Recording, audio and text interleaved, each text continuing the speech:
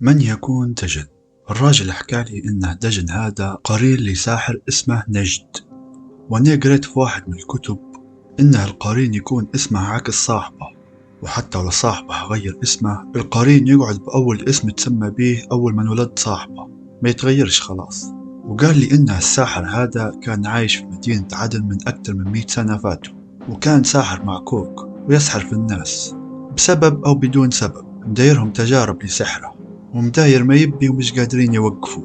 وفي يوم من الأيام كان يتمشى في السوق، شاف واحد وحب إنه يقول عليه تعويذة ويسحره، بس أول ما نجد فتح فمه وبيبدأ يخترف وبيسحره طاح في مكانه وماش قدر يتحرك، وجسمه كله يوجع فيه. فالت عيونه في الشخص هذا ومش مصدق، ويشوف في الشخص يقرب منه، ونجد مش قادر حتى يحرك صبعه.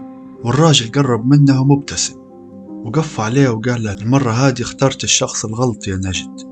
والشخص الغريب هذا طلع ساحر أحرف وأقوى من نجد، وقال تعويذة عليه نجد، والتعويذة هذه حرر بها قرين نجد واللي هو دجن، وأعطيه أمر لدجن إنه يقعد يعذب في صاحبه لين يموت. وطبعا دجن ما عنده ما يدير، خلاص مربوط من الساحر الجديد ولازم ينفذ الأوامر اللي جاته. وفعلا قعد يعذب في نجد فترة لين مات، وبعدها دجن رجع للساحر اللي حرره. والساحر هذا زي ما قلت ساحر من السحرة الكبار ومعروفين في الوقت هذاك. وأول ما رجع له دجن الساحر قال له: برا أنت حر، بس بشرط ما تضرش حد من البشر إلا اللي يتعاملوا بالسحر والتحضير. وقال له: راح نكتب لك كتاب وأي شخص يقراه يعني الشخص هذا مش مظبوط. فأول ما يقرأ الكتاب هذا على أساس تحضير القرين راح يعلق في الكمين، وبدال ما يحضر قرينه راح يحضرك أنت يا دجن. وأول ما يحضرك عذبه وخليه يكره اليوم اللي يفكر فيه إنه يخش عالم السحر والشياطين، وبعد ما تلعب بيه اقتله. بس لو حد فيهم عرف اسمك وقاله انت راح تنحبس وتتجمد في مكانك لين يجي شخص تاني يقرأ الكتاب ويحضرك في جديد. ومن بعدها كتاب دجن هذا لف الكرة الأرضية كلها من شخص لشخص، وأغلب اللي حضروه قتلهم، لعند ما الكتاب هذا طاح عند امرأة. المرأة هذه كيف خاشة في جو السحر جديدة وقرأت كتاب دجن على أساس إنها تبي تحضر قرينها وبتسيطر عليه. بس أول ما قرأت الكتاب طلع لها دجن، لكن للأسف دجن عبيط وحبها وما باش يقتلها. بس دجن طلع خفيف، بدال ما يعذبها ويقتلها بدا يهدرز معاها، وحكالها على هلبة قصص صارت معاه، وحكالها على حياته، وحكالها على الساحر اللي دار عليه لعنة الكتاب اللي مربوط به، وإنه أي حد يحضره ما يقدرش يحبسه تاني إلا لو قال اسمه. فهي خايفة منه واستغلت إنه يحبها وقالت له: باش اسمك. فهو مخنس منها بس عاطي فيها الثقة العبيط، وقال لها: علاش تبي تعرف؟ قالت له: هيك عندي نية نعرف كل شيء عليك. وأول ما قال لها اسمي دجن قالت له: يتشاوى عليك، وقالت اسمه دجن ومشي نحبس عبيط للأرض. وحاولت إنها تشرك الكتاب ولا تحرقه بس ما قدرتش، وخطرت على بالها فكرة وقررت إنها تكتب اسم دجن في الكتاب بخط اليد في صفحة التحضير باش اللي حضره يعرف يحبسه في جديد لما يقرأ اسمه مكتوب. فسألت الراجل قلت له: علاش ما قدرتش إنها تحرق على الكتاب ولا تتخلص منه بأي طريقة؟ قال لي: باه أنت فكرت إنك تتخلص منه؟ قلت له: لا الحق. قال لي: حتى لو فكرت مش راح تعرف وراح يرجع لك تاني. قلت له: غير دقيقة بس، الكتاب انحرق قدام عيوني في الدار. قال لي: اللي حرقه دجن لأنها عرف الشيء اللي دارته المرأة بأنها كتبت اسمه في صفحة التحضير، ودجن خاف إنه ينحبس تاني فقرر إنه يعيش حر ويحرق الكتاب. قلت له: باه بنسألك أنت شنو عرفك بهذا كله؟ قال لي: احنا السحرة كل دقيقة يوصلنا أي خبر تعامل بشري مع جن أو شيطان طول توصل لكل ساحر. نظام شعارات، والأخبار اللي توصلنا هذه لازم ندونوها ونسجلوها في كتابات، والحاجة هذه شرط على أي ساحر لازم يديرها. بس دجن أخبارها انقطعت لها فترة ومعاش في حد سمع عليه ولا معلوم لعند ما حضرتك حضرته في جديد. قلت له: بقى علاش قلت لي ما نعرفش اسمه وانت طلعت تعرف؟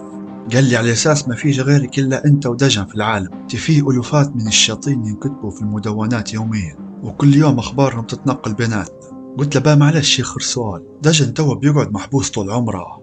قال لي: بالضبط، الكتاب ونحرق، والشخص الوحيد اللي عارف طريقة تحضير دجن هو أنت وأنا، وبموتك يعتبر دجن مات لأنه مش راح يقدر يطلع من حبسه مهما دار. وطبعا بعدها نضت وقعدت نقول دجن دجن دجن وطلعت من الحوش وروحت لي حوشنا. رحلة العودة بعد 3 سنين اختفاء. وطبعا مش راح نحكي لك شن صار معي في المطار والصعوبة اللي قابلتني باش قدرت نروح، لأنها أكيد صاير علي بلاغ بأني مفقود وهيك.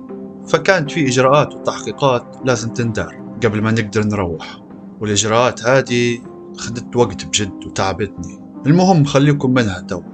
المهم روحت الحوش، مالية استقبالهم كان غريب ومخلط بهلبة مشاعر، استغراب وفرحة وحزن. فرحانين إني رجعت وفي نفس الوقت متضايقين ومتعفلقين مني. متاع وين كنت انت؟ شن فيش صاير معك بالضبط؟ وين كنت المدة هذه كلها؟ خوي كان زي ما هو، بس أمي باين عليها التعب والمرض، وأبوي كان يدعي لي ويدعي علي في نفس الوقت. وأنا فرحان إنها رجعت، وقررت إنه ننسى الفترة الغبرة اللي عشتها هذه، وفرحان إنه كل شيء تم خلاص ورجعت حياتي طبيعية. ورجعت للجامعة طبعا. رجعتي للجامعة ما كانتش سهلة، بس بالواسطات مشت الأمور وأمور استقرت والجو جميل. وفي يوم خوي خش علي يبكي في الدار وقال لي بالله عليك ساعدني يا أخوي، أنا ما عادش نقدر نتحمل خلاص. قلت له خيرك شن فيش شن صاير؟ قال لي لما أنت اختفيت ودورنا عليك في كل مكان وما فيش حد فادنا بحاجة ولا يعرف عليك حاجة، ما فيش إلا قريبنا ولد الشيباني اللي توفى. قال لي إنك جيت من الحوش تدور في كتاب وخشيت لي دار المرحوم قريت كتابات، وبعدها طلعت وقررت تسافر. فقلت الولد راعطيني الكتابات هادو وخدتهم منه.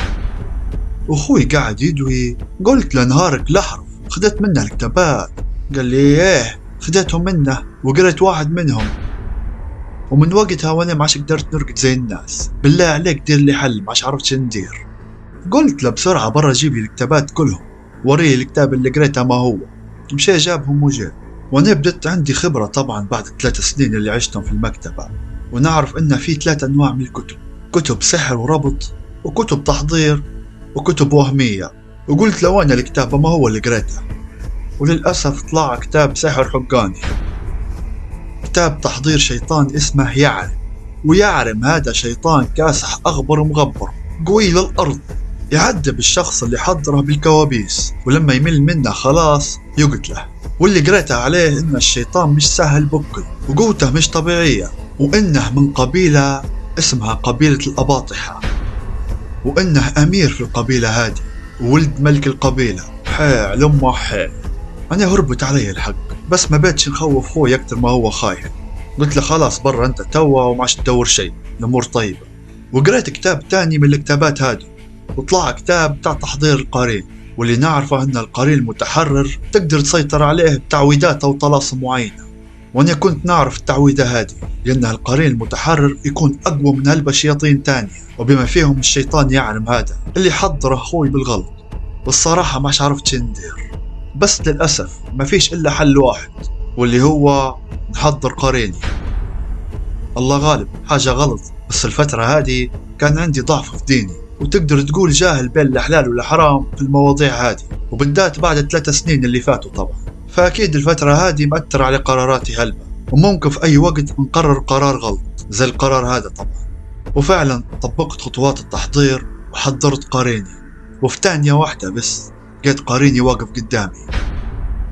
كان نسخة مني زيني بالضبط، نفس الملامح والطول والشعر وكل شيء، إلا حاجة واحدة من عينه كانت عورة، عين واحدة بس يشوف بها. وقال لي شكرا يا غالي، يعرم اعتبره مات.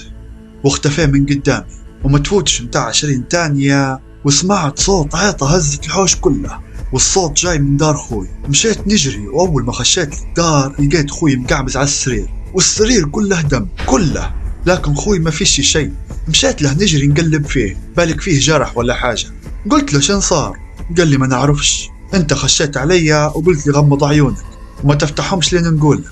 غمضت عيوني وبعدها حسيت بحرارة غريبة وجسمي كله سخن في ثانية. حضنت خوي وهو قاعد يدوي، واني عارف ان الدم هذا دم يعرم ولد ملوك الأباطحة.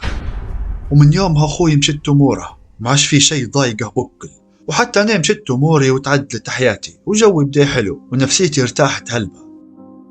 وفاتت سنة والأمور طيبة، وفي ليلة حلمت بقريني قال لي اليوم تخلص دينك. نضت من النوم وانا مفكر فيها شن قصده اليوم تخلص دينك، ما فهمتش شنو يقصد. المهم تاني يوم وانا راقد سمعت صوت عيطة في الدار، لين نضت مخلوع وما لقيتش حد، بس سمعت صوت ما نعرفش منين جايني يقول لي ويسمي لي في اسم مكان قريب من شارعنا ومش فاهم شن يبي. والمشكلة الصوت اللي يدوي معاي صوتي نفسه، يعني تخيل انت تسمع في صوتك يكلم فيك ويذكر لك ويعود لك في اسم المكان هو. وانا ما عادش تحملت وطلعت نبي نشوف شن فيه في المكان هذا. ولعت السيارة ومشيت للمكان هو، والدوا هادي مع جو الساعة 1:30 في الليل. وقعدت ندور في الزناقي بالسيارة ومش عارف علاش اسم المكان هو بالذات. ليه لقيت واحد وقف لي قدام السيارة وقال لي بسرعة انزل، خيرك عطلت من بكري نستنوا فيك. طبعا انا مستغرب، ولو ما سمعتش الصوت واسم المكان هذا ما كنتش راح ننزل. بس مع اللي صار معاي قلبي خلاص مات، بديت معاش نخاف. فنزلت له باش نعرف شنو صاير بالضبط.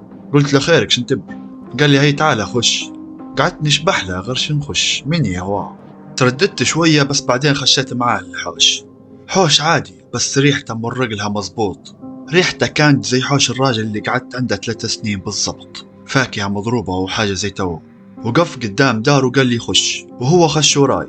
أول ما خشيت لقيت شيباني مقعمز ولحيته كبيرة. اللي وراي قال لي خش قدم برا قعمز قدامه، قصده يبيني قعمز قدام الشيباني. والشيباني قال لي انت جاهز ولا؟ قلت له لشنو جاهز بالضبط؟ قال لي الخطوة الأخيرة. قلت له خطوة شنو شن تقول خوي؟ تعفلق وعيط علي وقال لي جاي تتسهوك هنا؟ غير خيره واو، حتى انا عيطت عليه. قلت له لا نتسهوك لا واحد، شن تبي انت وياه وشن تقول؟ رخيلي اعصابك وما تديرليش روحك والع بالله عليك.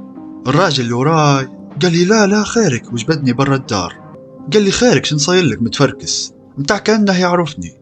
قلت له انتوا اللي خيركم دايرين جو وتدوا في دوا غريبة. قعد يشبح لي ومستغرب وقال لي انت كملت جميع المراحل وجاي في اخر مرحلة تفلق الموضوع وتدير روحك احوال. انا نشبح له مش فاهم شنو يخرطه. قلت له بالله عليك زيد غادي ترى. دفيته وبنطلع من الحوش، شد لي يدي وقال لي مش راح يخلوك في حالك، انت واحد منهم توا ولازم تكمل اخر خطوة.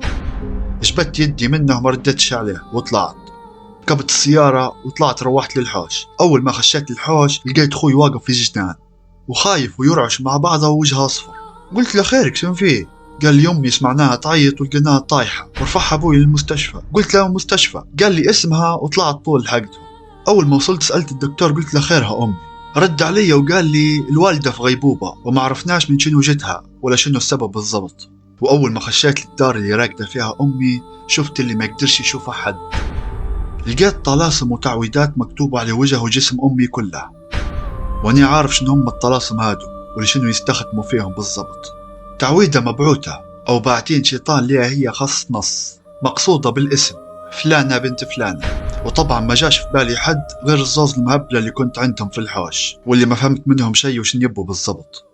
نزلت ولعت السيارة ومشيت لهم طبق قريب قلبتها السيارة في الطريق. أول ما وصلت في الحوش نزلت نخبط في الباب برجلي تقربيع بكل جهدي. طلع لي راجل ما شفتاش معاهم، طلع قال لي خيرك شنو فيه بتهبل ولا شني خيرك تخبط في الباب؟ قلت له وينهم الزوز اللي داخل؟ قل لهم يطلعوا لي توا. قال لي شن تقول من تبي انت بالضبط؟ قلت له الزاز الشيابين اللي داخل وينهم؟ قال لي نالي ساكن هنيرة وما فيش لا شيابين لا واحد، برا روح خير لك. المهم ربخت انا وياه فكوات فم الحوش والناس تجمعوا علينا وكبرت الحكاية. فتهم وركبت سيارتي، واول ما طلعت بالسيارة لمحت حد بطرف عيني مقعمز في جنبي في السيارة. تلفتت لقيته قاريني مقعمز يشبح لي بعينه العورة هي. قلت له خير عمك حتى انت شن تبي ناقص رعايش انا يا راجل؟ قال لي وهو مبتسم اليوم تخلص دينك. قلت له دين شنو فهمني مش فاهم شيرة. قال لي شوف قدامي. اول ما تلفتت خشت فينا السيارة بكل قوتها ومعاش ننزل على شيء.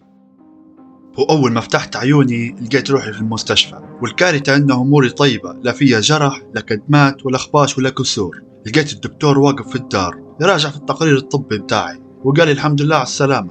مش عارف كيف طلعت منه حادث شنيع زي هو. اللي يشوف السيارة بعد الحادث يعرف اللي كان في وسطها مات وقتي. بس انت الحمد لله اليوم ترتاح هنا باش نتأكدوا انه ما يصير لك شيء لا سامح الله، وغدوة تروح لحوشكم. وشوية وخش خوي جاي بيطمن علي. قلت له انا اموري طيبة خليك مع امي. افتح صورة البقرة جنبها وما تسكرهاش بكل وامسح لها على وجهها وعلى راسها بمية زمزم كل شوية، وماش قدرت نكمل معاه. وشوية وحسيت كأني مقعمز في الثلاجة، الدار كلها مصقعة تقول فريز. وحسيت كأنه في صخرة محطوطة على صدري. ضغط مش طبيعي لين حسيت بضلوعي بيتطربكوا وبيطلعوا من الجلد. من قوة الضغط اللي صاير، ويبست فوق السرير وكأني عاجز أو مشلول ومش قادر نحرك ولا عضلة ولا عظمة بجسمي. حاولت نضبح على حد ومش قادر ندوي، لساني ما يتحركش، يعني الحركة عندي بدت مجرد تفكير فقط. الجسم ما يستجيبش لأي أوامر يعطيها الدماغ، كأنه جهازي العصبي مطفي أو واقف. وجاء في بالي قريني وموضوع الدين اللي قال لي عليه، وبعد حوالي ساعة من الحالة اللي أنا فيها حسيت إن الضغط اللي على صدري بدأ ينقص بشوية بشوية، وقدرت نحرك لساني وندوي. وطول قلت منو أنت؟ شن تبي؟ مفيش حد رد علي. عليت صوتي وقلتها بقوة، مني أنت وشن تبي مني؟ وشي مفيش حد رد علي. وانا قعدت زي المهبول ونقول ونكرر فيها منو وشن تبي وشي. وشوية وحسيت بالضغط رجع على صدري، وصوت في جنبي على المخدة يهمس في ودني ويقول لي أنا نبيك تشوفني، نبيك تسمع كلامي، نبي نهدرز معاك. ما فهمت الشي والضغط زاد علي، بس المرة هادي كان حد شاد طرف حديدة وطايح فيها جلد بيها. وجع غريب في كل مكان في جسمي، كتفي رجلي ركبتي راسي، كأني مربوط وواحد يجلد فيا بلا رحمة. لين من الوجاع هربت وظلمت علي وما عادش ندري على شيء. سمعت صوت الدكتور يقول هذا شنو يا ولدي؟ خيرك مدايف روحك هيك؟ أنا فتحت عيوني ومش فاهم شنو يقصد. شفت لي صدري لقيت روحي ملفوف بالفاشة هذيك اللي يلفوا فيها على الجبس والجروح، جسمي كله ملفوف بها وما فيش ولا وجاع ولا حاجة. نضت من مكاني قلت للدكتور شوية بس بخش الحمام. قال لي حمام شنو؟ ارجع لسريرك توا، ما تشوفش في حالتك كيف؟ قلت له يا ودي اموري طيبة، نتحرك قدامك خش الحمام بس. قال لي تمام تفضلي. طلعت من الدار ونزلت طول من المستشفى، وقفت تاكسي وروحت الحوش طول، وانا ما مفكرش الا في موضوع امي، ومستحيل نسامح روحي لو صارت لها حاجة، بس عارف شو راح ندير. وتيت شنطي وطلعت، وانا طالع لقاني اخوي. تفاجأ اني روحت من المستشفى وانه شاد شنطي وطالع. قال لي وين ماشي؟ قلت له مسافر. قال لي علاش؟ توا وقت سفر هو وحكايتنا متفرقسة هيك. قلت له انا مسافر اصلا باش نعدل الامور وامي ترجع حالها باهي. قال لي شن دخل امي بسفرك؟ ما رديتش عليه، وقلت له زعم الكرموس موسمه توا ولا مازال؟ توا كده عرفت يا غبر اني مسافر وراجع للراجل اللي قعدت عنده 3 سنين. فخلونا من السفر توا، ولبين ما وصلت للمطار وسافرت خلي نحكي لكم شن صار معاي في ال3 سنين ما بالضبط اللي قعدتهم عند الراجل، كيف عشتهم عنده وشن اللي عرفته وشن اللي ما عرفتاش. 3 سنين في حوش الساحر. الشخص اللي قعدت عنده اسمه عمار. أول يوم ليا في حوش عمار، من أول يوم ليا في الحوش وأنا متضايق ومخنوق، والأيام تجري وتفوت وأنا قاعد ندور على اسم الشيطان اللي حضرته بروحي باش يفسد علي حياتي. وكل ما يفوت الوقت أكتر نزيد نتضايق أكتر وأكتر. عمار مرة يطلع يجيب في الماكلة ويرجع. الحوش أو الكوخ اللي أنا فيه كان بعيد عن المدينة، وطبعا ملل وهدوء غير طبيعي، هدوء موحش يفكرك بأمك وأبوك وأخوك ويخليك تبي تكون معاهم بأي طريقة. وكنت متضايق ومتعفلت من عمار لأنه ما كانش يبيني نتواصل مع عائلتي، بس بعدين فهمت علاش ما يبينيش نتواصل معاهم. والمدة اللي قعدتها مع عمار ما كانتش فترة قصيرة، فترة أثرت على شخصيتي وعقليتي بالكامل. وللأسف الفترة هذه بعدتني على ديني هلبة مش شوية، وقصرت في حق ربي هلبة، استغفر الله. أول دقيقة في حوش عمار كانت كلها استغراب ودهشة من شكل عمار ومن لاتاته من الحوش اللي كان دور واحد وفيه زاز ديار ووسط حوش. دار صغيرة واللي هي كانت دار نوم عمار، والدار الثانية وهي اللي واخدة الجزء الأكبر من الحوش، وهي أكبر دار طبعا واللي فيها المكتبة.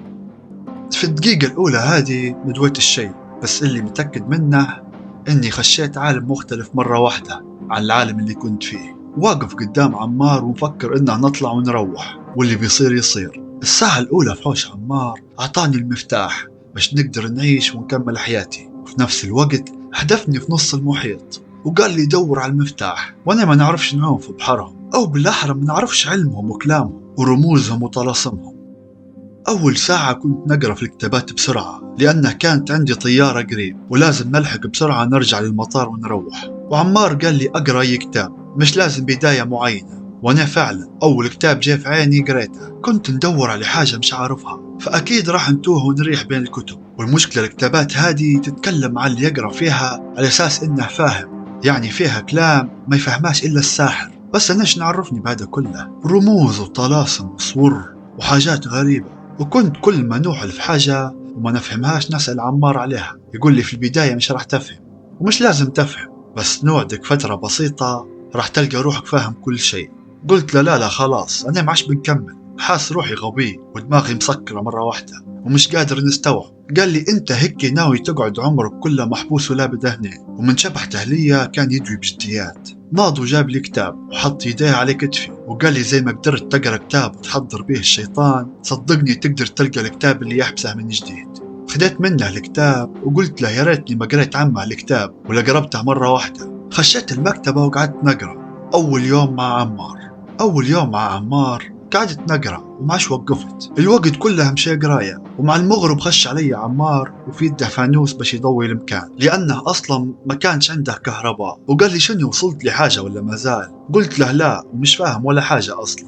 قال لي تمام تو ارتاح شوية وتعالى باش نتعشوا. قلت له عشاء شنو يا عمار؟ ما عنديش نية في ولا حاجة، أنا بنقعد نقرا لين نلقى الحل خلاص فديت. قال لي ما نبيكش تقرا في المغرب. قلت له علاش يعني شو الفرق؟ قال لي ما تسألنيش بس يوم من الأيام تو نقول لك علاش. نضت وطلعت معه ولقيته حاط قصعة كبيرة وسطها حاجة ما فهمتهاش شنو هي، حاجة هيك مخلطة في بعضها ما فهمتهاش شنو هي. قال لي هي قاع مسكول وانا مكزز منها هيك نشبح لها ومش فاهم شنو هي. قلت له شنو هو؟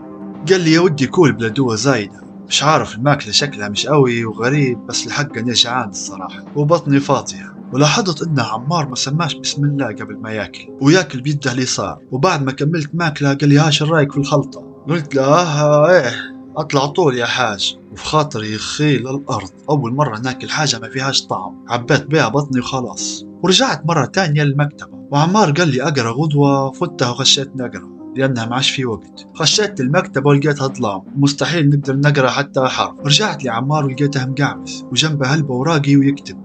قلت له ما فيش حاجة نضوي بها المكتبة؟ ما ردش علي وفايتني مركز في الكتيبة ومش معدل علي بكل كأني معناش. فته ورجعت المكتبة وشوية وجاني وقال لي هاك ضوي بها واعطاني الفانوس. قلت له نكلم فيك ونسأل فيك من بكري وما ردتش علي، نبي حاجة نضوي بها ما دورنيش بكر. وقال لي تعال نوريك حاجة.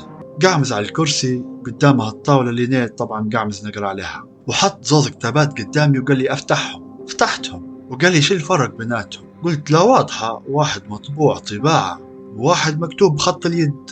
قال لي ما فهمتنيش. قلت له كيف ترى فهمني؟ قال لي في نوعين من الكتب المطبوعة كويسة وقوية لكن مش كتب نادرة ومتاحة للكل، بس الكتب المكتوبة بخط اليد كتب نادرة ومش راح تحصل منها غير نسخة واحدة ولا كان طارت نسختين بالكتير، ومش كل الكتب يا أخي. وأنا عندي 5 كتب نادرة ومكتوبة بخط اليد.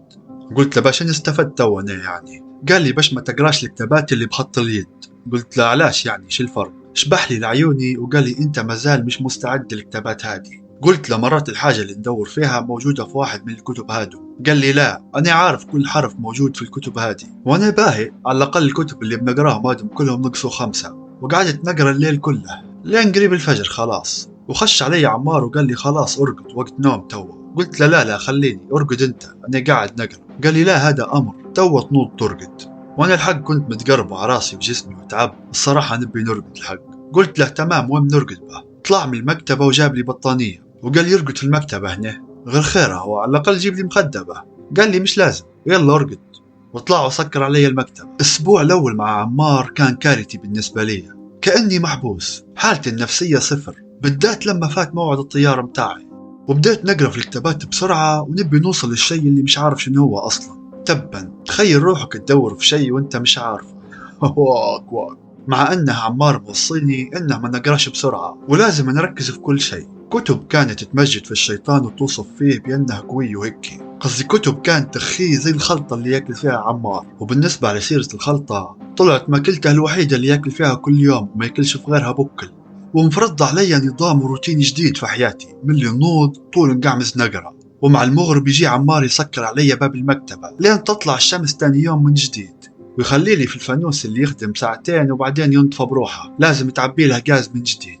وما كنتش عارف شنو هو السبب اللي يخليه يدير هيك، بس اهو ماشي مع الروتين وخلاص. في النهاية أنا ضيف عنده وما نقدرش نفرض عليه شيء في حوشه ولازم نحترم قراراته. ومرة سألته قلت له علاش تسكر علي في باب المكتبة كل يوم؟ قال لي وانت علاش تبي تطلع؟ قلت له مش موضوع نطلع ولا نخش، بس لقطة أو فكرة إني محبوس مش حلوة بكل. وقال لي ما هو أنت أصلا محبوس ومش راح ترتاح لين تقتنع بالشي هذا. قلت له أقسم بالله الموت قاعدة أهون من الحبس اللي مقعمز فيه هو. قام يده وأشر بها على الباب وقال لي تفضل أطلع الموت يراجي فيك فم الحوش. مكشر على النيابة ويستنى فيك تغلط وتمد صبعك برا بس. أنا بلعت ريقي ورجعت للمكتبة في جديد زيني زي الراجل الطيب. الشهر الأول مع عمار، بالنسبة للشهر هذا كان أصعب فترة ليا. مليت من القراية ومن الخلطة هذه اللي يحط فيها كل يوم، ومليت من روحي مرة واحدة. وفي الشهر هذا مرضت مرتين، والمرتين هادم عمار كان يمد لي في طاسة مش عارف شنو هي ويقول لي شربها تو تريحك. والغريبة أن المرض الأول غير المرض الثاني، كانوا مختلفين، بس عمار يعطي فيها نفس الدواء، ما فهمتش كيف. وفي الشهر هذا انتبهت للروتين بتاع عمار، طريقة حياته الغريبة. ما يطلعش هلبة، وأغلب الوقت مقعمز يكتب، وديما نلقى فيه هايم بروحه وسرحان، ومرات يجوي مع نفسه وكأني مش موجود معه بكل في الحوش، كأني هو. وأنا تعودت على الشي هذا وبدأ طبيعي. والفترة هذه كانت بجد صعبة علي هلبة، يعني انتقلت من دنيتي وعالمي، ومن أهلي وأصحابي، ومن ماكلتي اللي نحبها، ومن إنه نصبح على أمي كل يوم، ونطلع للجامعة ونتلاقى مع الولاد في الليل لمكان برا البلاد فوق جبل، دنيا مقطوعة، عايش مع ساحر في نفس الحوش، وخايف من الموت اللي تراجي فيا فم الباب. نقلة نوعية صعبة جدا صارت لي، وين كنت وكيف أصبحت. وربي صعب، حتى الدوش اللي هو دوش كان مرة واحدة في الشهر، تخيل انت. طبعا لأنه المية ما فيش، ونراجي عمار لين يمشي لأقرب بير يعبي ويجي. وطبعا في الشتاء انساه الدوش، لأنه ما فيش مية مرة واحدة، لأنها تتجمد في الجبل، وما فيش شي ينشرب عند عمار إلا مية. وهو كان يشرب في حاجة كل يوم ما نعرفش شنو هي. كل ما نسأله نقول شنو هو اللي تشرب فيه، يمد لي الطاسة ويقول لي هاك جرب. أنا مخنس، نقول له لا قصدي فهمني شنو هو، باهي قهوة شاهي شنو تشرب؟ يقول لي ننصحك ما تعرفش خير. وفي نهاية الشتاء وبداية الربيع، طبعا في الجبل أكيد الجو حلو، وقفت قدام الروشن الوحيد اللي موجود في الحوش، وقلت لعمار عادي نفتح الروشن نشم هوا جديد. قال لي عادي افتح، الشيطان ما يقدرش يخش منه، غير رد بالك تطبس بس. فتحت الروشن وفرحت، صنت الطبيعة والورد والعشب والهواء نظيف ومسقع، شي من الأخير. وفجأة شميت ريحة زي جيفة، ريحة دحي خامر ودخان هيك مخلطة، ريحة قوية للأرض. سكرت الروشن، عمار قال لي خيرك. قلت له شنو الصنة الخامرة هي شميتها قريب رجعت؟ تقول حارقين قرد ولا مش عارف.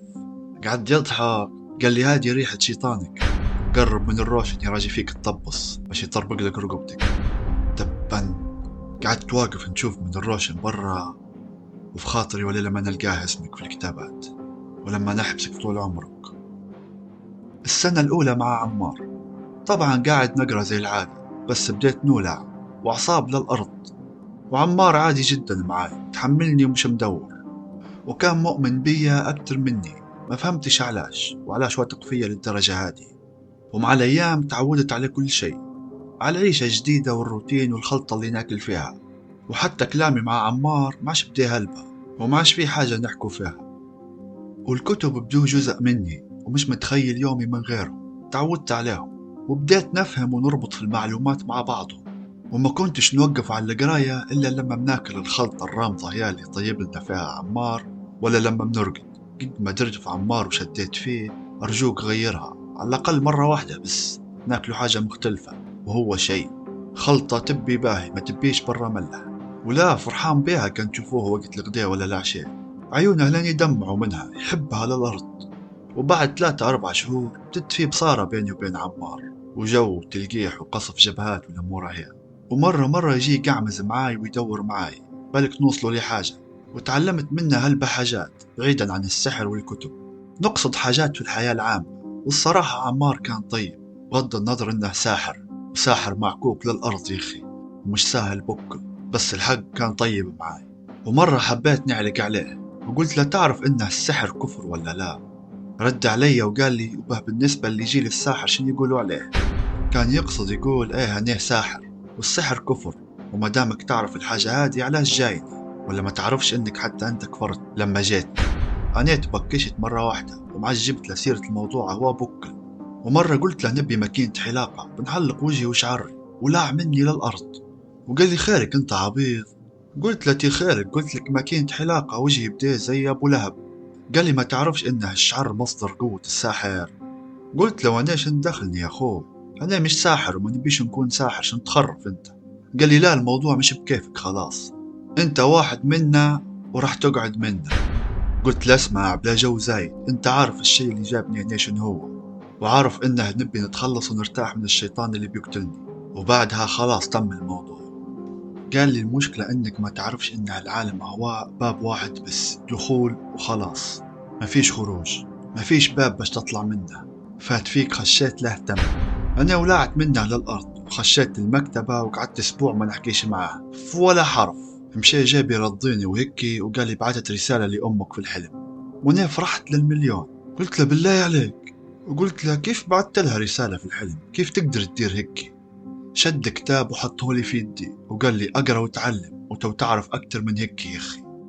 وانا فهمت شن قصده، وقلت له لا منبيش نقرا كتاب من كتاباتكم وانا مش في حاجته، امي مؤمنة بالله وتو تصبر لين نرجع لها. وكنت في اول سنة نصلي، وعمار مرفضش اني نصلي، بس كان يطلع ويخلي فيا ما يقعدش معاي واني نصلي. بس في السنتين التانيات ما عادش صليت بسبب الحاجات الملعونة اللي كنت نقرا فيها في الكتب. وفي السنة الأولى خش علينا رمضان، ولاحظت تغيير في الروتين تاع عمار. قبل رمضان بيوم عمار طلع وجاب هلبة حاجات، خضرة وفواكه ورز وهيك، وقال لي راح نغيروا نوعية الماكلة في رمضان على خاطرك، نعرف انك ما تحبش الخلطة. وجاب هلبة مية وخزنها في بوادين، تقول في غارة جاية. قلت له علاش هذا كله؟ قال لي ما نقدروش نطلعوا في رمضان. قلت له انا هيك ولا هيك ما نقدرش نطلع ومحبوس، ما فيش فرق يعني. قال لي الفرق ان هني بنكون محبوس معاك وما عادش نقدروا لا ناكل ولا نشرب. قلت له علاش به؟ ما ردش علي وناط. رمضان كان شهر صعب هلبة على عمار، وحسيت انه قوته تضعف في الشهر هو، وما انتبهتش الا تاني سنة للحاجة هذه، وانه يجيب في ماكلة تسدنا شهر رمضان كامل باش ما يطلعش. وثالث سنة عرفت انه يضعف لانه الشياطين اللي يتعامل معهم يكونوا مربوطين او محبوسين زي ما نعرفوا في رمضان. مشي سألته، قلت له علاش ما نطلعش توا بما انه الشياطين محبوسين في رمضان؟ قال لي الطريق قدامك من شادك، اطلع عوني الباب. وانا بحكم ايماني ما كانش قوي في الفترة هذه فخفت نطلع الحق، بس حاليا نعرف ان الله حق وانه الشيطان كان مربوط هو وغيره من الشياطين طول شهر رمضان المبارك. ولو طلعت وقتها راو ما صار لي شيء، بس وجودي مع عمار وكتاباته خلى ايماني يضعف ونكون اسير ليهم. وطبعا زي ما قلت لكم عمار كان يسكر علي في المكتبة مع المغرب، معش يفتح لي في الباب الا الصبح اول ما تطلع الشمس.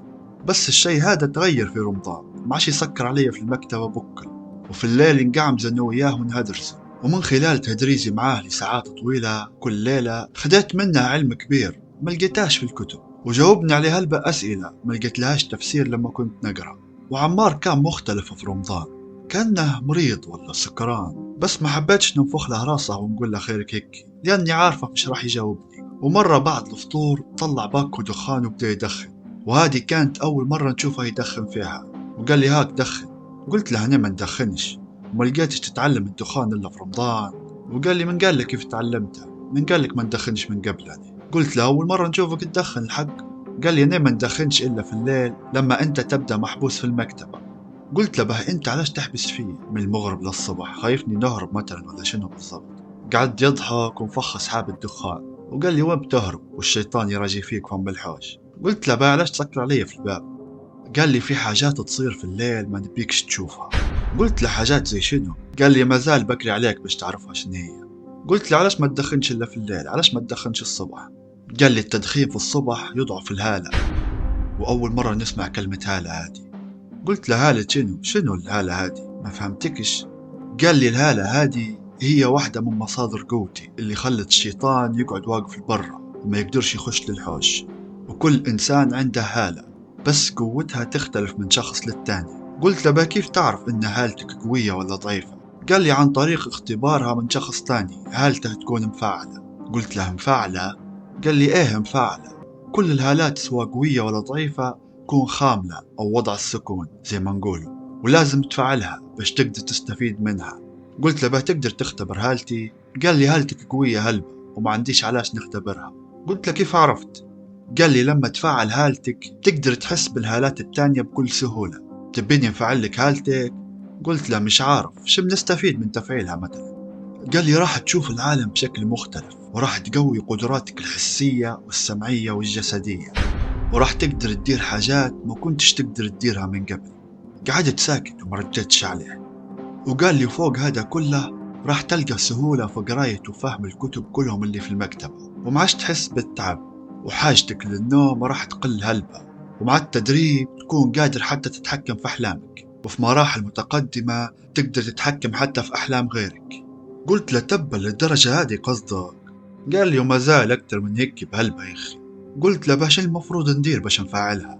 قال لي هالتك قوية ومش لازم نستخدم طرق معقدة زي اللي نستخدم فيها مع اللي هالاتهم ضعيفة. قال لي لهذا مش مطلوب منك إلا أنك توافق بس وراح نفعلها لك. قلت له خلاص به فعلها. عمار وقف وحط يده على جبهتي.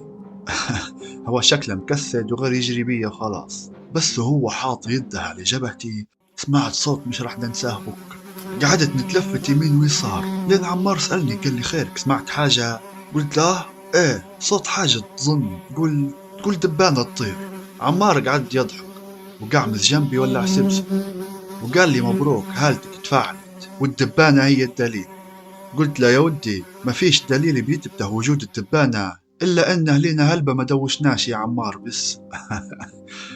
عمار انفلق بالضحك والشرق بالدخان ويكحكح وروايق وحالته حاله، وقال لي الصوت اللي سمعته صوت دبانة تطير في الدار الثانية. قعدت ساكت هيك ومستغرب، قلت له شنو الدبانة هذه مركبة موتور بيم ولا شنو؟ وانفلق بالضحك مرة تانية. خير هو راك تموت لي هنا تربح. قال لي دبانة طبيعية وما فيها شيء، انت اللي بديت مش طبيعي وحواسك تقوت. قصدك هذه الهالة يا عمار؟ قال لي ايه هذه ميزة من ميزاتها انك تسمع ابسط شيء من بعيد، ومن توا راح تبدأ تلاحظ في حاجات غريبة، وما تخافش وخليك فاهم انه من توا قدراتك اختلفت وتقوت.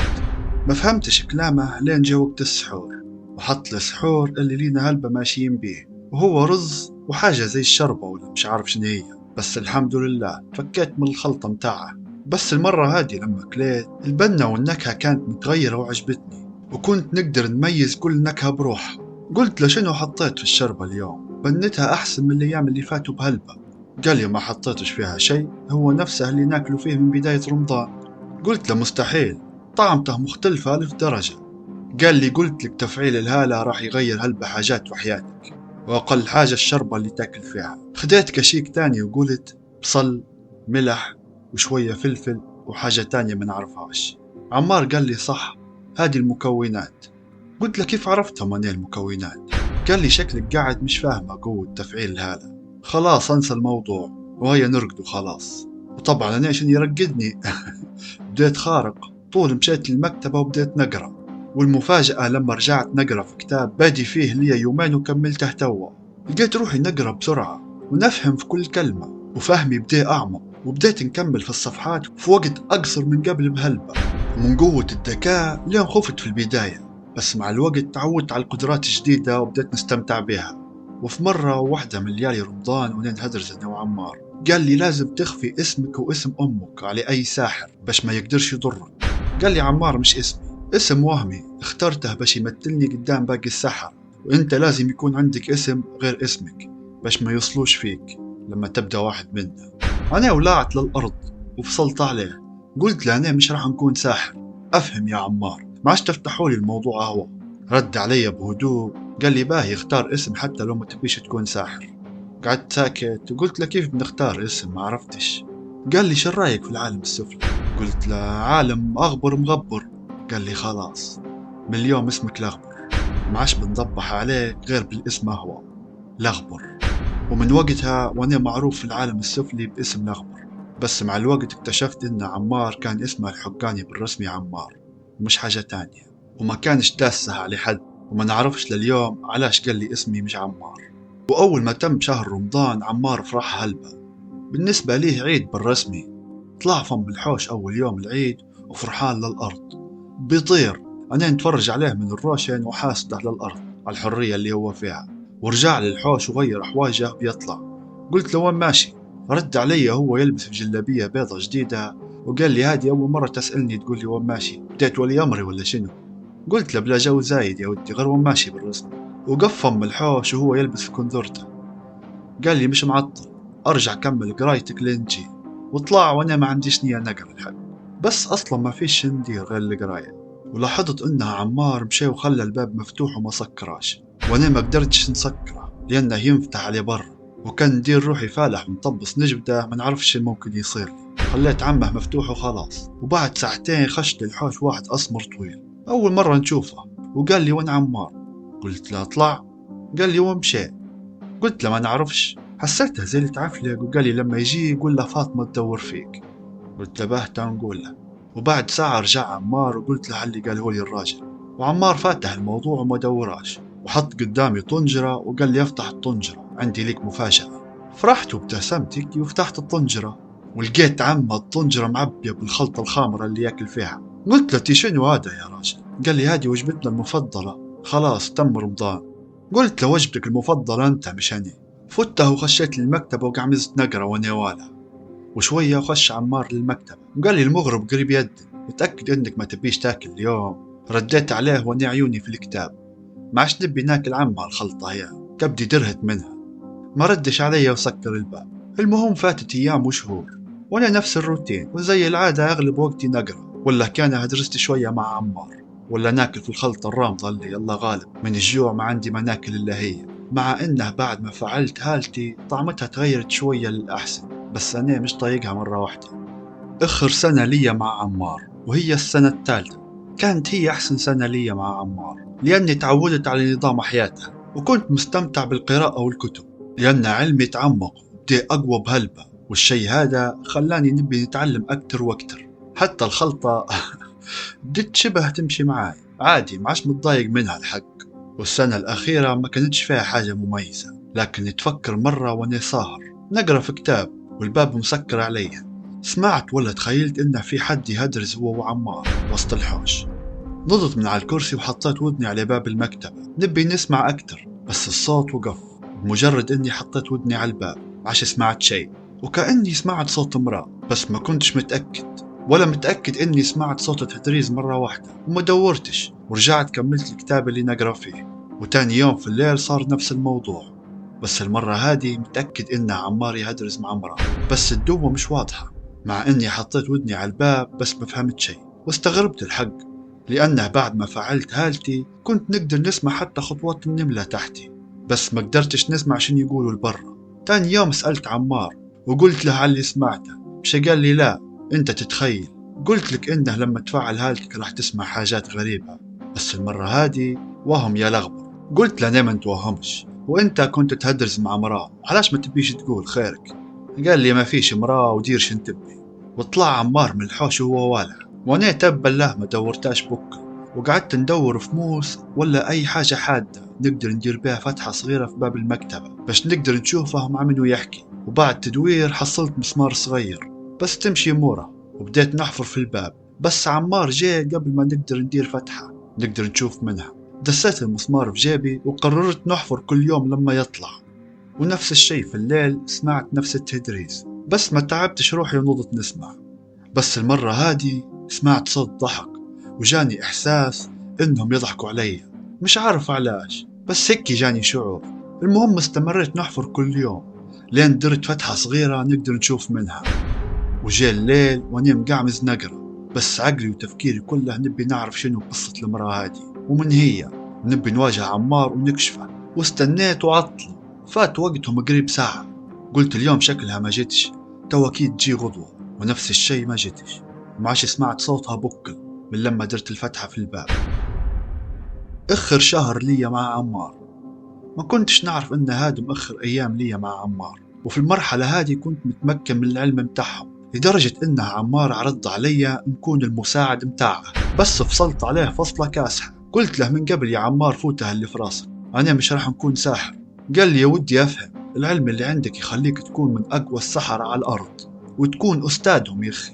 قلت له مهما كان مش راح نبيع روحي وديني. قعد يشبح لي بهزوة وقال لي يا مدين لي سنتين ما شفتكش تصلي. قلت له نعرف اني مقصر، بس هذا مش سبب يخليني نحدف روحي في حفرة كلها ظلام وكفر، وانت تعرف ان وجودي هنا مجبور. انتب موضوعي وتشاو يا عمار. ابتسم وطلع باش يجيب ماكلة، وهو طالع قلت له كيف تقدر تطلع والشيطان مقعمز البر؟ مش خايف انه يقتلك ولا شنو؟ ضحك وقال لي النملة تقدر تضرك. قلت له اكيد لا، قال لي شيطانك هذا بالنسبة لي أقل من نملة. قلت له يا واثق أنت يا وعر. قال لي تبيني نثبت لك؟ قلت له كيف تثبت لي مثلا؟ قال لي بأني نسمح له يخش عليك تو ويوقف قدامي. أنا بلعت طريقي وصقعت في مكاني وقلبي بدي يدق بسرعة، وغيرت الموضوع. قلت له اسمع ما تعطلش في مشوارك، روح بكري. قعد يضحك وأنا خشيت جري للمكتب. تبا عمار قوي لدرجة إنه شيطان واقف فم الحوش ليه 3 سنين خايف منه. شيت. اخر اسبوع لي مع عمار، وطبعا اسبوع عادي ونفس الروتين، بس صارت فيه حاجات ما صارتش معاي من قبل. وابرز حاجة من الحاجات اللي صارت معاي في الاسبوع هذا انه عمار طلع من الحوش وخلاني بروحي 3 ايام، وما قاليش قبلها انه بيعطل. وبعد 3 ايام رجع وانا والع على الارض، واول ما جاي قلت له وانا فاصل علاش ما قلتش بتعطل قريب متت من الجوع؟ قال لي ما متش قاعد حي، واصلا خليت لك مية. بقى علاش ما قلتش ان كنت بتخسر كان قلت انك معطل 3 ايام؟ قعد يضحك وقال لي تبي خلطة، رامض للأرض. آخر يوم مع عمار. ممكن نكون نتوهم، بس حسيت إني راح نطلع من الحوش في أي لحظة، مش عارف علاش. حتى عمار كانت معاملتها معاي متاع كأنه حاس إنه اليوم آخر يوم لي معاه، وما كنتش متوقع إنه اليوم هو اليوم اللي راح نلقى فيه المفتاح اللي لي 3 سنين ندور فيه. عمار نصحني بكتاب كبير غلافه جلد أسود، حطيته على الطاولة وبدأت نقرأ فيه. وعمار مقعمز في وسط الحوش يدخن في الصبح، ومش عوايده إنه يدخن في النهار. الساعة الأخيرة مع عمار، مقعمز نقرأ وأنا حاط يدي على خدي وعيوني بين صفحات الكتاب، والمطر بدت تصب والدنيا هدوء، وما نسمعش إلا في صوت عمار وهو يسف وينفخ في الدخان من فمه.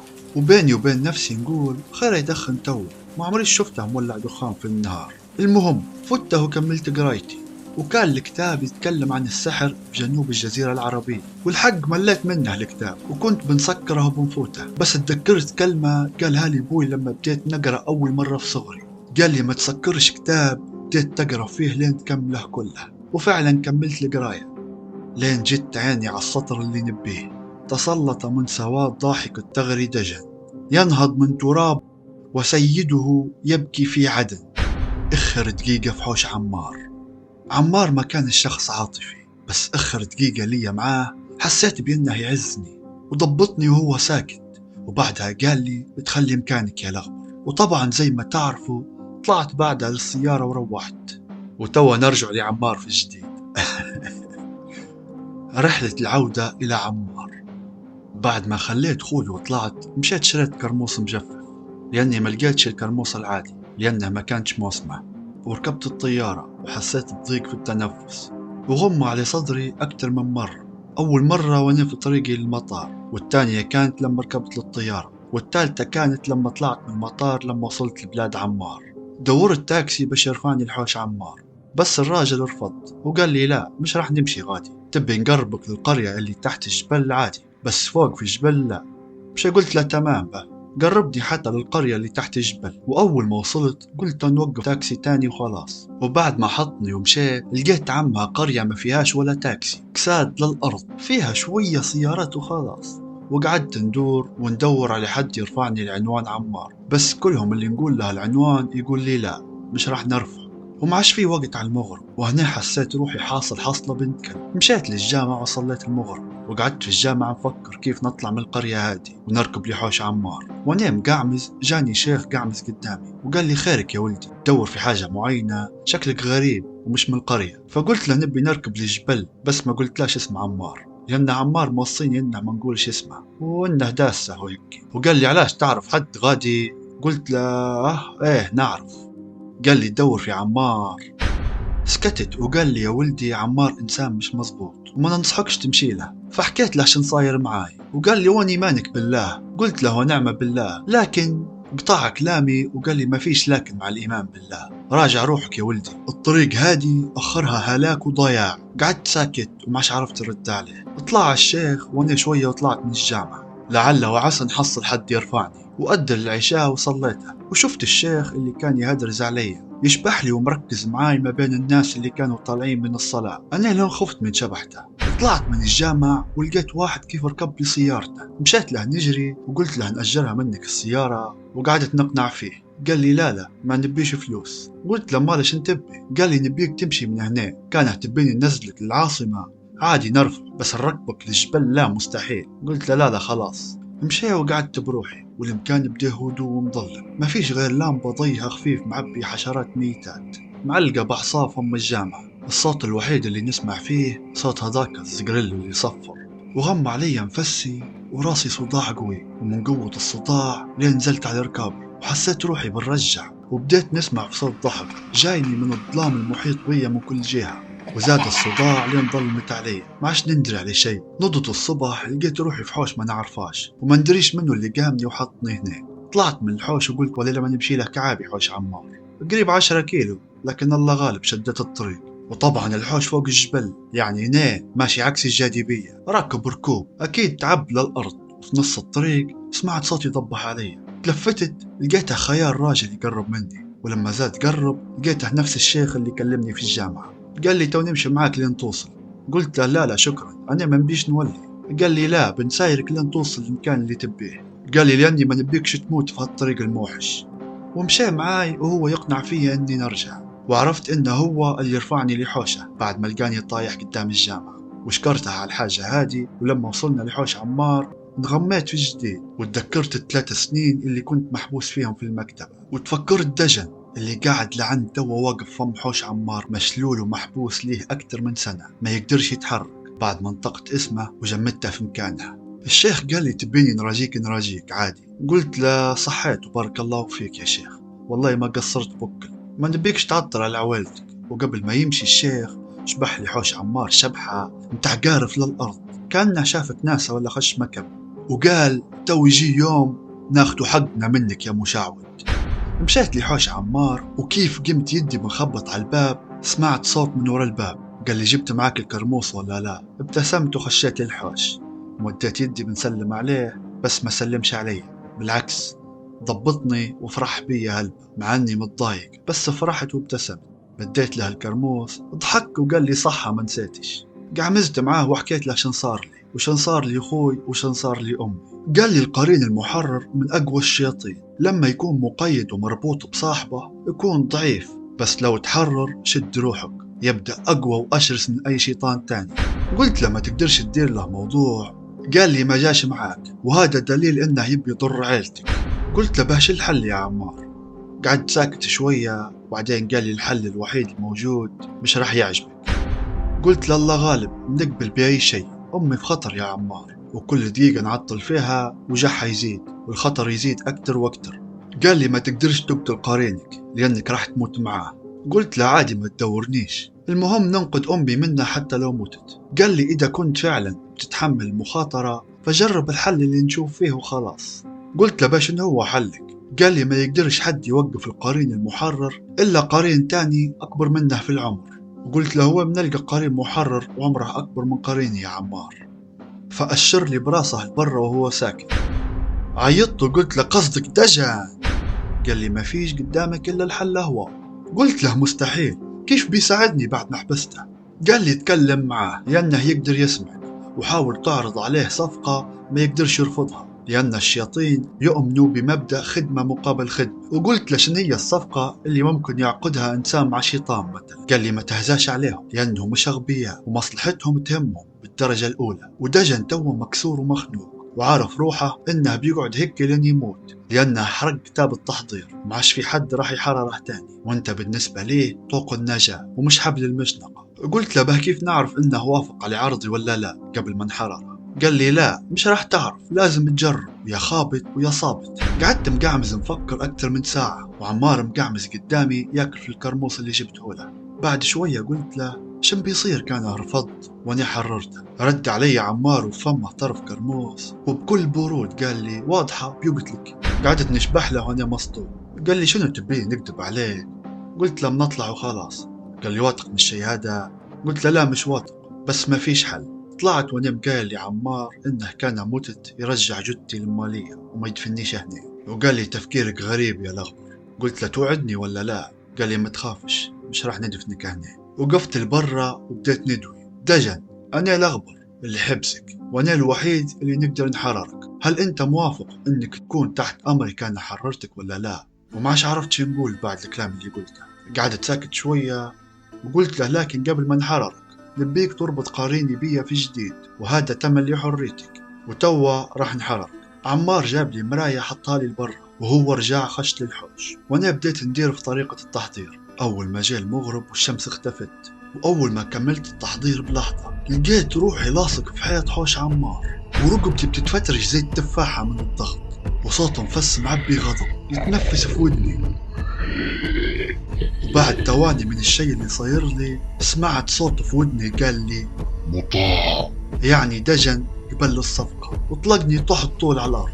طلع لي عمار وهو يضحك، وفي فمه اخر حبة كرموس من اللي جبته له، وقال لي وهو مبتسم مبروك، وحدف علي شكارة الكرموس الفاضية وقال لي طريقك زينة يا لغو. نضت نجري ونزلت كعابي، وقلت لازم نختم على حوش الشيخ اللي وقف معاي وما خلانيش باش نشكره ونودعه قبل ما نروح، لأنه ما قصرش معاي بكر. ولقيته وشكرته وبعتني لحوش واحد قال لي برا له توي وصلك للمطار، ورجعت لبلادي على أول طيارة عودة دجن.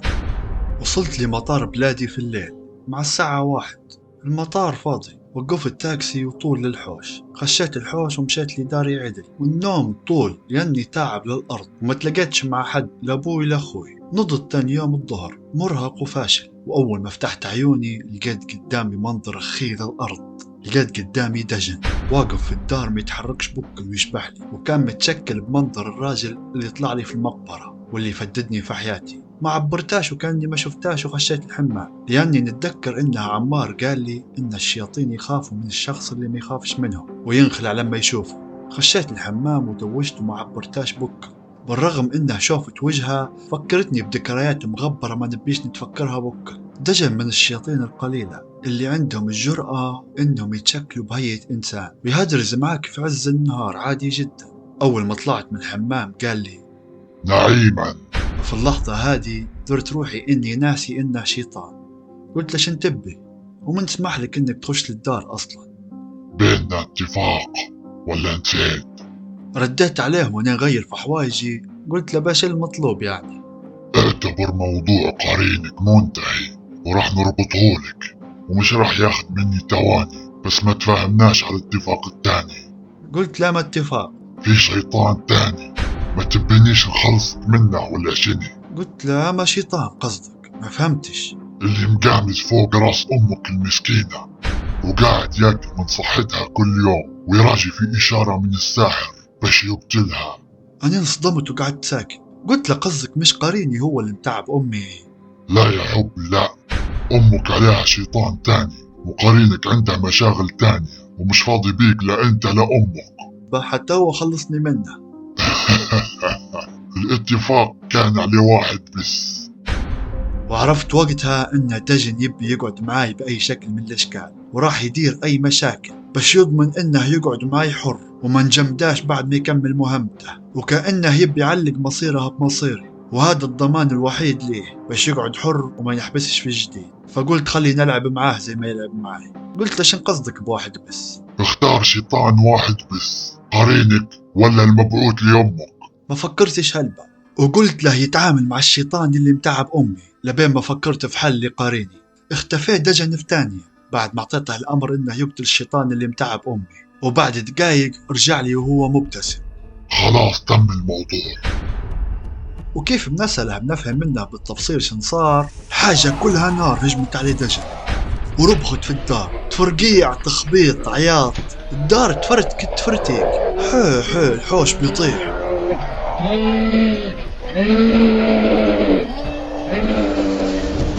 خشيت الحمام طول ما عادش فهمت شي، ما عادش فهمت شن صاير. سكرت باب الحمام وقعدت نسمع صوت العياط الغريب اللي في داري، وشوية وقف الصوت وهدوء وما عادش فيه صوت بكل، هدوء للأرض. وفجأة باب الحمام يهز وتخبيط وتقربيع قوية على الباب، ووقفت تخبيط الباب بس العياط رجع في الدار من جديد وأحرف من الأول. الحمد لله إن أبوي وأخوي كانوا مهناش والحوش فاضي، كان هذا راهو جلط. ولما وقف كل شيء مرة واحدة قعدت شوية وطلعت من الحمام. طلعت واحدة وبهدوء، والدار بدت سلاطة تلفت يمين ويسار ما لقيتش دجن، بس شوية وسمعت صوت دجن وراي وهو داهش. قرينك ما طلعش سهل، والمرة هادي ربطتولك على حسابي، ومن اليوم انت ليا وللأبد. ودجن قعد معاي فترة بعد موضوع القرين اللي صار لي، وبدا يطلع لي امتى ما يبي، وكل ما يطلع لي كان يبي يخوفني، بس انا معش مهتم ولا عاطيه اعتبار اصلا، ومعش يأثروا فيا حركاته لاني تعودت عليه. وفي مرة دجن قال لي مش خايف اني موتك في لحظة؟ قلت له وانت مش خايف ننطق اسمك ونحبسك في لحظة؟ دجن تعفلق للارض وعيط عيطة. انت عبدي. قلت له لا يا بابا لا، انت وانا واي مخلوق في الدنيا عبيد الله وحده لا شريك له. ورفسني رفسة لين خبطت في الحيط من قوتها وفقدت الوعي. واكيد راح تقولوا علاش ما نطقتش اسمه وتفك روحك منه مدامه قاعد غير يخوف ويضر فيك وخلاص. بس بصراحة كنت نختبر في روحي معاه، لاني ماش نبي نخاف ونبي نكسر خوفي معاه ومع غيره، وهذا اللي صار معي بعدين. وما كنتش مستغرب انه دجن علاش ما قتلنيش لتوا، لانه بطبيعته كان يبي حد من البشر، بشر يخدمه ويقعد معاه. وبالرغم من اني ما كنتش ساحر، لانه في الغالب هذا دور السحرة مع الشياطين، هذا باش هو كان يبي يستعبدني زي باقي السحرة باش ينتقم مني على الشيء اللي درتوه له قبل. المهم دجن استمر تخويفه ليا وترواته وشلابيخه اكتر من شهر. كنت صابر نفسيا، بس جسديا الصراحة ما قدرت، جسمي مستحيل بيتحمل تخبيط شيطان ليا كل شوية. وفي يوم طلع لي في الليل قال لي شنهي قاعد مسكر راسه؟ أنا سمعت صوته فتحت عيوني، قلت له هو دجن شن الجو؟ ما ردش علي. فته ورقدت. نضت الصبح تفكرت شن صار معي في الليل، وتفكرت اني جمدته لاني قلت اسمه من غير قصد لما قلت له دجن شو الجو. واستنيت للمغرب وحضرته من جديد، بس ما فيش اي ردة فعل بعد ما حضرته. وفات قريب اسبوع لين شكيت في روحي، قلت شكلي ما حضرتاش صح. ورجيت للمغرب وجبت المراية، وكيف قعمت بنحضره في جديد سمعت صوت وراي. وقف انا هنا موجود. قلت له باه كويس، ونضت معش دورته وخشيت بنرقد. علاش رجعتني؟ شن تبي مني؟ ما نبي منك شيء، علاش حررتني؟ لاني مش خايف منك. ليش انا تبي توصل بالضبط؟ باش نثبت لك اني مش عابد ليك ولا عابد لي خوف. سكت وما ردش عليا ومشي. وبعدها بدا يجيني يضحك ويبصر ويدوي معاي وينفخ فيهم، حتى لو نهدرز بالموبايل ولا نهدرز مع اخوي ولا امي وهو يرغي بروحه معاي. حسيت انه يبي يكون صاحبي باي طريقة، وما فهمتش علاش الحق، وما كنتش نعبر فيه هلبة، وكنت نتجاهل فيه اغلب الوقت. ولما حسيت اني خلاص معش خايف منه بالعكس بدا نفاح، وقررت اني نجمده للابد. وفي اليوم اللي قررت اني نجمده فيه كان زي العادة يدوي على مليار موضوع في موضوع واحد، وانا زي العادة معاه ما كنتش مركز في كلامه ومش مدور، وهو يبقبق وانا نشبح لفمه اللي معش يبي يسكت. وقررت ننطق اسمه لاني حسيت انه وجوده معش يهمني ومش في حاجته ومعش عندي حاجة بيه، ولازم نحبسه لانه اصلا شيطان توقع يدير اي شيء ونواياه ديما مجهولة، والله اعلم شنداس في قلبه. وقلت بنغمه غمان وهو يدوي وبننطق اسمه. فجأة قربت منه وهو يدوي في موضوع ما كنتش مركز معاه في بدايته، بس أول ما قربت منه سمعت حاجة شيطان قوي لي امك هذاك اليوم. خلتني نوقف في مكاني. قلت له شن هي؟ عاود شن قلت توا ترى؟ كنت نقول لك عمار كان بعد شيطان قوي لي امك هذاك اليوم، بس كان صغير وما خداش مني زوز كفوف وقتلته. أنا ولعت للأرض. عمار؟ ايه عمار خير؟ رديت عليه وانا مغول للأرض. قلت له متأكد انه عمار هو اللي بعت الشيطان لأمي وهو منطلب انه يضرها؟ ايه متأكد، خيرك مستغرب. قعدت نشبح له. قلت له هو صح ان الشياطين يقدروا ينقذوا البشر لأي مكان وين ما يبوا. في ثانية واحدة ابتسم وقال لي وين تبي تمشي؟ قلت له ارفعني لحوش الخبيث عمار. ويتبع يا لا.